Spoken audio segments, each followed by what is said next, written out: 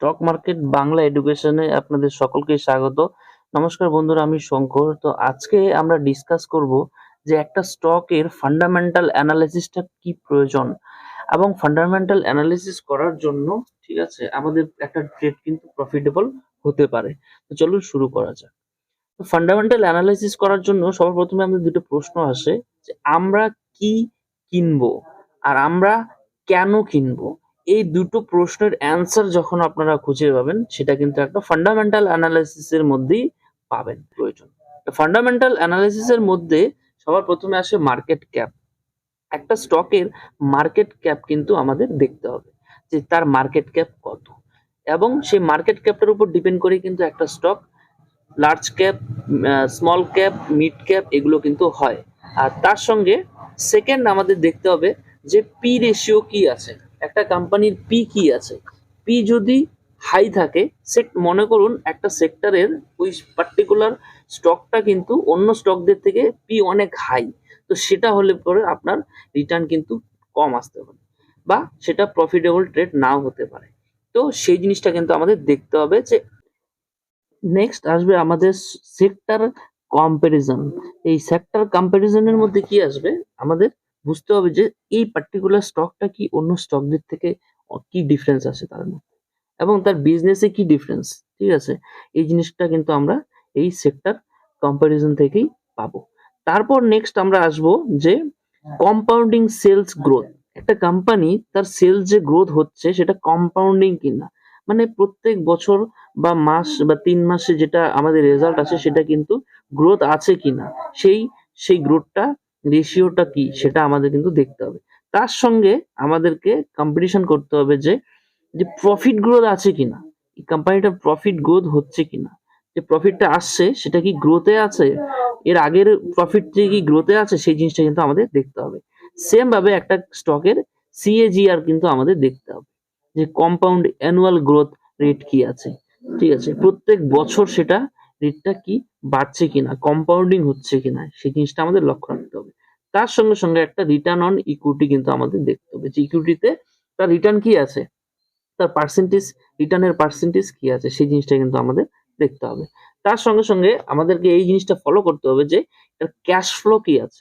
কারণ একটা কোম্পানি যদি ক্যাশ ফ্লো যদি নেগেটিভ থাকে, তার কিন্তু গ্রোথে অনেক কিছু জিনিস কিন্তু তার বাধা আসতে পারে। তো ক্যাশ ফ্লোটা দেখাটা আমাদের খুবই প্রয়োজন ফান্ডামেন্টাল অ্যানালিসিসের জন্য।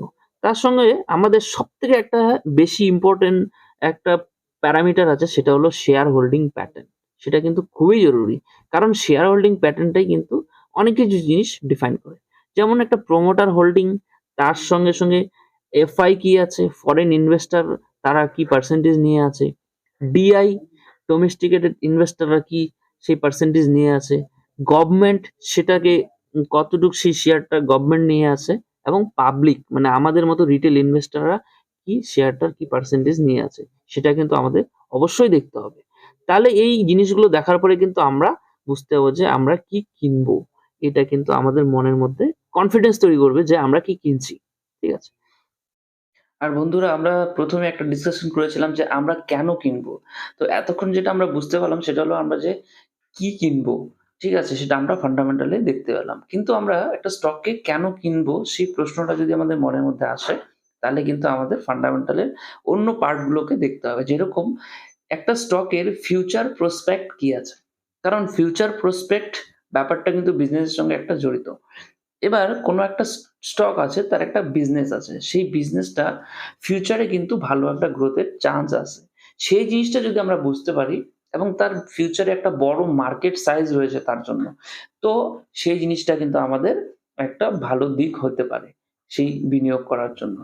সেকেন্ডলি কি হবে, একটা স্টক মনোপলি কিনা, মানে তার যে বিজনেসটা আছে সেই বিজনেসটা অন্যদের থেকে কি আলাদা, বা তার প্রোডাক্টটা অন্যদের থেকে কি হাই ডিমান্ড আছে।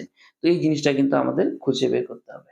তাহলে কিন্তু আমরা সেই স্টকটা নিয়ে কিন্তু একটা প্রফিটেবল ট্রেড করতে পারবো, বা একটা লং টার্ম ইনভেস্টমেন্ট কিন্তু আমরা সেটা করতে পারবো। থার্ড কি হলো, যে তার বিজনেসটা যে আছে সেটা কিন্তু ডাইভার্সিফাইড কিনা। মানে ধরুন একটা এক্সাম্পল হিসেবে আমরা যদি বুঝতে পারি ব্যাপারটা, রিলায়েন্স একটা কোম্পানি আছে, এখানে কোনো রেকমেন্ডেশন না।